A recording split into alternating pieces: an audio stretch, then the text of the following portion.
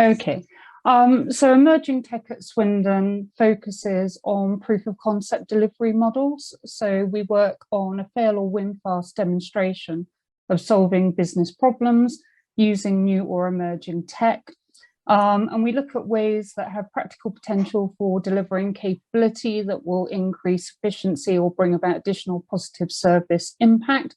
And we focus on extensibility across the business. So they're intended to be small, not necessarily a complete solution, but the proof of concept allows us to trial and evidence a concept before we allocate any significant investment in terms of money and resources. And we're proving whether something's worth it or not. Brilliant. So you're almost like, you're almost the sort of CEO of a mini tech startup within Swindon Borough Council. Absolutely. Yep. Brilliant. Excellent. I like that. I like that. Can you now see my screen? Yes, thank you. Yeah. So smashing. So yeah, introducing Sarah, and she's going to talk about the RPA project they've been looking at around free school meals eligibility. And Sarah, every time you say next slide, please, I will provide you the next slide, hopefully. Oh, thank you so much. So yeah, we're going to talk about free school meals eligibility. We actually went live with this during lockdown 1.0, so we're probably just over a year into this piece of work now. So if we could move on, please. There's a far more glamorous photo of me, but importantly, the contact details there, the emerging tech at swindon.gov.uk. If you wanted to connect afterwards around any of our other work or had any follow-up questions, please feel free to email me there. So if we move through the next one, I've explained a little bit around what we do. RPA is one of the pieces we've done. We've also done machine learning, neural networks, image recognition, machine translation, and various other bits and pieces. So like I say, if you want to connect, you've got the contact details. So moving on to free school meals. We took a view, or I took a view of RPA around October 19 and did some engagement work across the area looking at capabilities. We realized that if this functionality was successful, it would enable a whole suite of currently manual processes within the council to be fully digitized for the first time without being cost prohibitive and time consuming integrations for a number of them. I engaged with heads of service around potential use cases, and out of about 15 that landed on the table within an hour meeting, we chose free school meals. Technically, I wanted to trial RPA against an on-premise system, a non-SBC system, cloud-based system, and I wanted to build an exceptions management where we needed human intelligence. So there were a number of factors technically that we wanted to touch on the scope for the proof of concept, and that's our key focus around then knowing that that could be extended out across the rest of the business. So the former process shown here starts with a simple e-application, which is submitted by a parent, carer or school. This is received, so it's completed on our front end. The form is sent through from via an email to our business support team. They would log on to the eligibility checking portal to see whether the person is eligible for the free school meals, and then the business support team manually record the results of the check in the line of business system, which then notifies the parent, carer and school of the outcome. The process was very rule-based. It had a number of pain points. Some of those were a high level of kind of low manual data entry work across 3 systems. And then for this particular process, lots of peaks in demand at the start of each academic year, which were quite difficult to resource to. And that meant for us, it was quite ripe for automation. So we weren't trying to kind of manage that flux of resource change and that kind of, boring re-entry stuff, although some people quite enjoy it, but they can be used on higher value work. So that was the former process. If we move on, please, we can look through now at the automating the process piece. So we used a combination of RPA along with an Exchange Web Services email reader, a SQL database, and then an Access database front end for the exception management. And our little superbot, Munchie, I am Bot Mum, now performs the same task that our business support colleagues did, using exactly the same system, following exactly the same rules.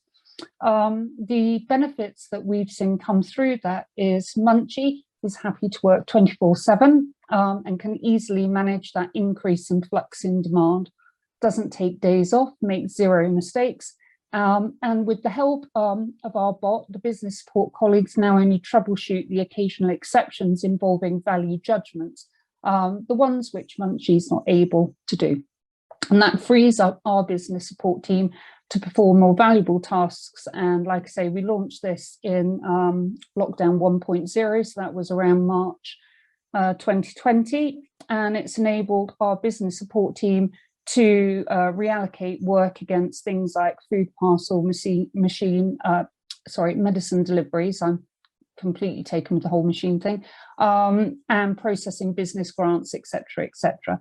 So the form comes through as normal. We have the email, but then Munchie picks that up, does the eligibility check, goes into the line of business system, finds the child record, makes all the necessary updates, and then informs the parent, carer and schools. So if we look at the digital storyboard, this shows a little bit more technically about the end-to-end process and the technologies that we've used. So our front end, we use a system called Jardoo, which is where the form application comes in. We've got the central mailbox here, which we then take into a SQL structured database. We've got the Exchange Web Services stuff happening immediately prior to that. And then we've got our little bot looking at all the new applications coming through, resolving exceptions, checking out eligibility, doing the validation checks, and creating the application. And then we've got SQL and Microsoft Access. So for example, if a parent carer puts in the wrong national insurance number, then that goes into exceptions because it returns a non-valid status when we check it. And then our business support team manage that, mark it as resolved, update the NI number, and Munchie takes over again. And then we have our managers and analysts who can look at application processing trends, where we're saving the hours, and then reallocation of those hours there. So if we move on, I think what's interesting is talking about developing new tech in unprecedented circumstances. You know, we're a lot more used to lockdowns now and things are beginning to ease up, but testing and developing new technology always brings unexpected challenges. In this particular time, we didn't expect a global pandemic to be one of those. So if we think back to kind of March, early April 2020, the whole country was in lockdown. Measures included all but essential travel being banned, exercise outdoors limited to once a day, and schools were closed for most children, resulting in them working with the local authority to identify ways to continue delivering that free school meal out to some of our most vulnerable children. So from a project perspective, a large proportion of our proof of concept work had been completed in the period prior to that. However, as you know, pandemic emerged and lockdown came in, as a team, we needed to adapt quickly, and you know, our proof of concept was not meant to go fully live, but it did, and we pushed that through very, very quickly, and it ended up being at the forefront of some of our COVID response.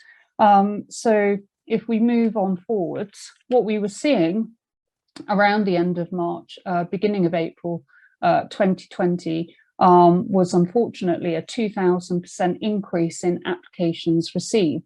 Around 20% of those were reapplications from existing claimants. So there was confusion about the situation, schools closing to a lot of pupils and people not knowing how that was going to be managed. So as we were doing our proof of concept development, we were completing our data analysis, comparing results, and we saw that massive spike in increase compared to the same period in 2019. As a result of that and a couple of quick discussions, we moved from a pure technical focus into supporting the service to help manage the immediate increase in demand. we could see that 20% of that was reapplications. So some of the work we did from a business perspective, around this kind of misconception and rapid evolving situation, was that families received accurate and up-to-date information. So we engaged with schools, education leads, our comms channels and website to inform people that if they were already in receipt of free school meals, that they didn't need to reapply, and that the food school voucher system was coming into place for those not in school. And although that was beyond the scope of the project, the needs of vulnerable children and families came first. So we used our network's connection skills to facilitate and coordinate. And within a couple of hours of identifying the trend, we had comms going out to schools, education contacts, heads of service. We helped arrange emergency food parcels for those not yet in receipt of the school vouchers. Some of you may recall that the provider of school vouchers, there were some difficulties early on. So that helped address some of that immediate demand. And then we accelerated our delivery and extended our scope, moving from proof of concept into pragmatic productionization of the solution. We did that within a couple of very long days. And we needed to alleviate those operational pressures at the earliest opportunity, else applicants were waiting for extended periods, and it was already a very difficult time. So this would ensure the applications were processed quickly so that schools and families were notified without delay. So we moved outstanding work from 2 weeks into, like I said, two very long days. So if we could move forward. Accelerating delivery, my team have really broad crossover skills, technical and business, and we flexed our team roles within those 2 days, came up with some nice innovative solution and went round through rapid development test cycles on the last elements there. So we always run lean and agile, but we went super lean and super agile and flexible as a team. That allowed us to complete the test and dev cycle simultaneously, shortening our timescales. The operational pressures meant that we didn't want the business support team having any further pressure, so we quickly learned how to process the applications and help support all of the UAT testing scenarios with the lovely Superbot without taking resource from current live applications. And then we focused on developing, testing and delivering absolutely only what was absolutely needed, and having a clear and efficient kind of testing strategy to confirm accuracy and performance of the bot. So that enabled us to squish things down and get that into a live production system. And so in terms of what we achieved moving forwards, our lovely little Superbot Munchie achieved 98.3% efficiency. So we have a fully automated end-to-end process. So we haven't got the RPA doing part of this. We've built around the RPA and integrated and moved with it so that the whole piece is fully automated end-to-end. We've got 0 mistakes going through. We can manage that spike in demand and we're running 24/7. The resource is released and we've got that improved data security. We also did things like improve the initial data capture to reduce the number of exceptions. Our parent carers and schools are now updated around 66% faster than they were previously, and the business support team has been freed up, and they continue to help support other services during what continues to be challenging plus year now. And we've implemented further improvement around maintaining security of the vulnerable children's data, in that you're not having a person look at it unless they need to manage that exception. So it means that from a data security perspective for vulnerable children, that's far improved as well. So absolutely delighted, if we move on to the next slide, that recognition of the work and our collaboration. We were very kindly awarded the Community Changing Lives Award last year, and the project was recognised not only around its technical achievement and business achievement, but the model and the approach that we use. and the way that we co-deliver and work. So full collaboration with our partners, again, which is kind of baked in our model of working anyway. We always co-develop our work, and it's always full collaboration. In terms of what we learned, if we could move on, please, Nick, thank you. We've gained a huge amount of technical knowledge about developing, using and scaling RPA, identifying that extensibility opportunity, and also learned a lot about free school meals. We identified before the free school meals, alternate opportunities around integration, and subsequently we've now implemented that for 2 of our children's care systems. RPA is an alternative to traditional integration, especially with legacy systems, can be really, really useful. So we now have the core line of business system, which happens to be Capita One, and then the vulnerable children's social care system, which is Care Director. We've delivered that at less than 5% of the quote for an integration, and we delivered it in 10 days rather than a 12-month period quoted for a full integration. So, we've learned lots and we've been able to move things forward. Since the free school meal piece was delivered and now as a proof of concept and live and closed down, we have learned that we were the first local authority to automate the process fully end to end.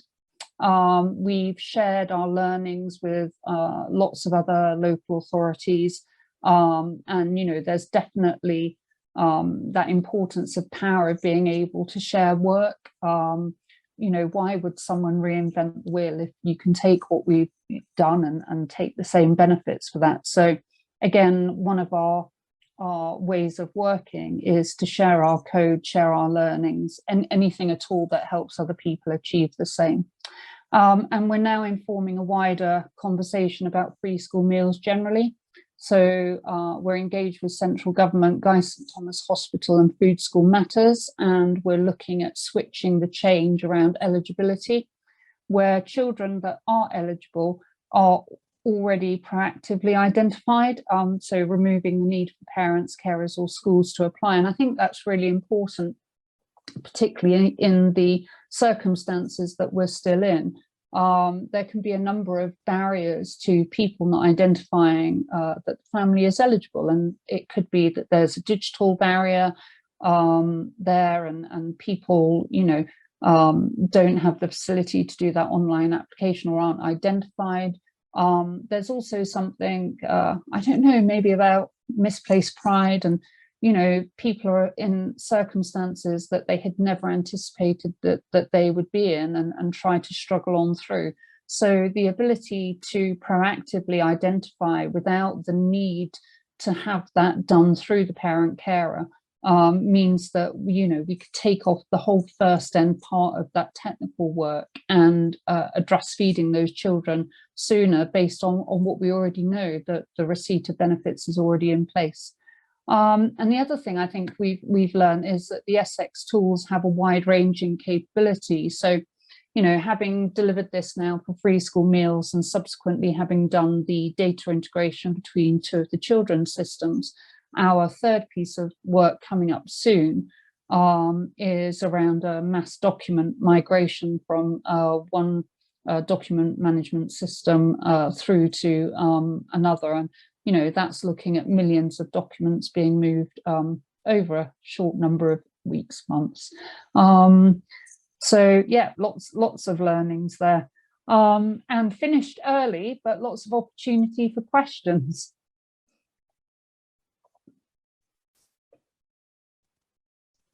I keep doing that. I keep forgetting to unmute myself. Excellent. Thank you very much, Sarah. You're welcome. First of all, any questions or observations? Please put your hand up or just unmute. Feel free to put your screens back on. I've got a question for you, Sarah. So we were talking previously about, and I think you heard there was a tail end of breakout session where Paul Hewitt had decided to go against my advice of asking about barriers, and had asked about areas where the RPA could be used. I guess, have you free school meals, was that, what was the thinking behind choosing that as opposed to any other area where there's a high volume of interest or contacts? Why free school meals, first of all? So I think from a technical perspective, it hit all the spots, because originally it was set out as a proof of concept. So when we do that, we want to tick as many boxes as we can in order to validate that the tool we're looking at can be used elsewhere across the business. So we chose free school meals because it hit an on-premise system, an off-owned system, a cloud system, exceptions management, etc. It ticked all the technical boxes that we would expect to come up through other RPA opportunities moving forward. So so it was that piece of being able to say, actually, this toolkit's got capability to do all these different types of things. So we had about 15 submissions from heads of service in the meeting that we held, but yeah, free school meals seemed good. The service area were really willing to be engaged. Head of service had good support. Service area used across a number of support, they support a number of areas of the business. So any time alleviated from that could be reinvested within other areas. And it was really hard to resource to, because the need and demand of free school meals fluctuated so much. So it wasn't as though there was this kind of constant demand and you knew how to resource it. It would have these real peaks and troughs, and that made it quite complex. So if we could have a little bot that helped manage that flux and freed up time, then that was really useful. Yeah. And so just quickly, the second question is, so what's happening with RPA within the council now? Because obviously you're the sort of you're the tech startup. You prove the concept, and then like you said, you're the bot mother. So you release your young into the wild. So where is the bots being applied now? Is it, because I guess I'm assuming, and I don't think I've asked this before, I'm assuming that this sort of emerging technology, this innovation, it trickles down. So is the council now awash with bots doing RPA, and is that what happens? Or it's awash with all types of things. Where are the next areas that are going to receive the RPA treatment? So there's a number of areas that's going into. Like you say, bot mum, I have to let the fledglings go. I can't keep hold of everything. I need to work on other stuff. But the whole idea of the proof of concept model is, before we move to that investment in terms of resource and funding, that we prove that there's value, beyond just the piece that we're doing, that it can bring value across the rest of the business. So, that gets proved. We write an evidence-based results report, following which the business makes a decision as to whether to then invest and take that forward, or whether to take the learnings from the proof of concept and go no further.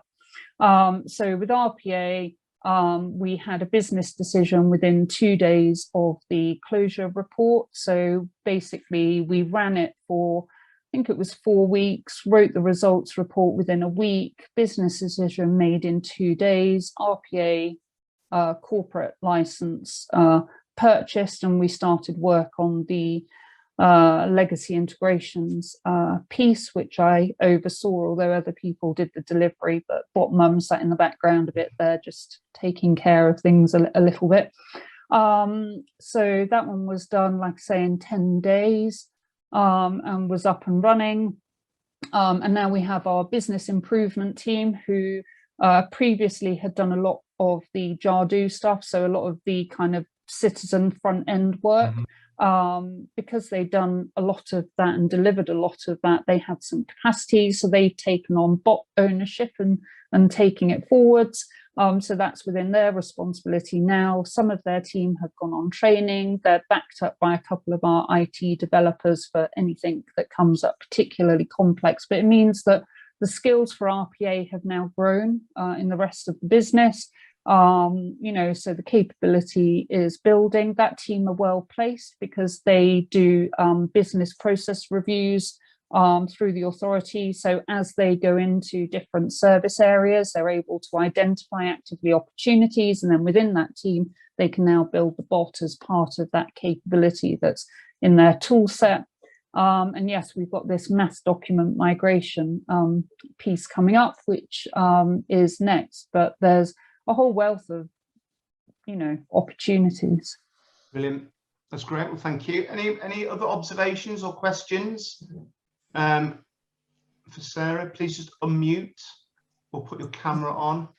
I had a quick question, Nick, if that's all right. Hi, Sarah. Yeah, I know we Hello. don't work enormously closely together, do we? You work with my colleague Pat. Yeah. So I had a quick question. In our breakout room, something that came up was around the culture barriers, because we're talking about barriers and things like that. So I'd be particularly interested. I mean, I spoke about some of the experiences I've got with how some of our other customers have kind of overcome those cultural resistance. But I'd be quite interested from your perspective, not only just from RPA, but some of the other kind of machine learning and bits and bobs that you do there, because I think that's quite fascinating in terms of, it comes up everywhere, doesn't it, the culture side? Yeah, absolutely.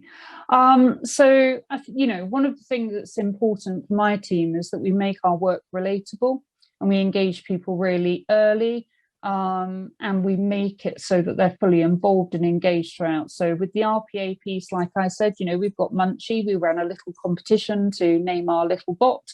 But, you know, we engage with heads of service very early, involved with their teams very early. Again, you know, chief exec, chief operating officer and head of digital are all aligned with me for all of the work anyway. So you've got that very senior support built in and embedded. We're allowed to work like a tech startup. We behave quite differently to the rest of the council in the way that we work. But we do engagement, we do really, it is true agile iterative work, very, very close with our internal customers, and they're involved every step of the way and very, very early on. And yeah, from a tech perspective, it's the ability to tell stories. So everything we do has digital storyboards. When we talk it through, we use kind of real examples. So we don't just talk about bots, we talk about free school meals as a piece of work that people know.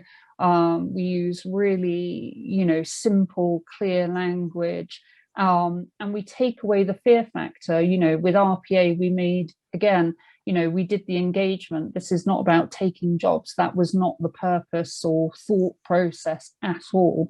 It's where can we reinvest people's time? Where can we alleviate the repetitive stuff? You know, particularly during COVID, it was hugely important. We had, you know, new business grants we had to do. We had medicine deliveries. We had food parcels, you know, so all these extra things we needed to do. You know, this is one way where we can alleviate demand and pressure and help put it into other valuable areas. So, it's a piece around, you know, bots are co-workers, they're part of the team. And when we did our engagement emails, we said, hey, you know, just to let you know, on this week's update, you know, bots ready to get started, you know, application forms been filled out, servers on order, chairs in place, you know, blah, blah, blah, blah, blah, bots been interviewed, you know, and it's just, you know, adding, you know, a slight bit of, I don't know, a bit of humor and a bit of realism and making the tech feel as though it's normalized and rather than, you know, this strange, weird thing. Interesting. And was that visible? Yeah, was that visible across the whole of the council or just in a particular area or? I mean, initially we worked with all heads of service, then we worked with the business support team in particular because of free school meals, but we engaged with the wider business. We have a weekly comms newsletter that goes around.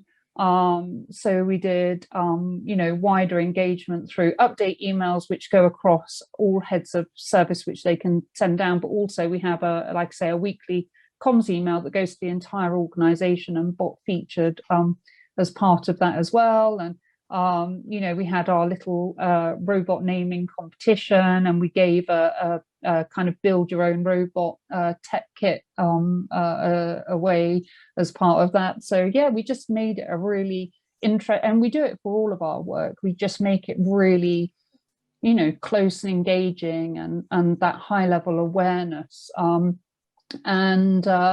Yeah, people really get on board. They're really supportive.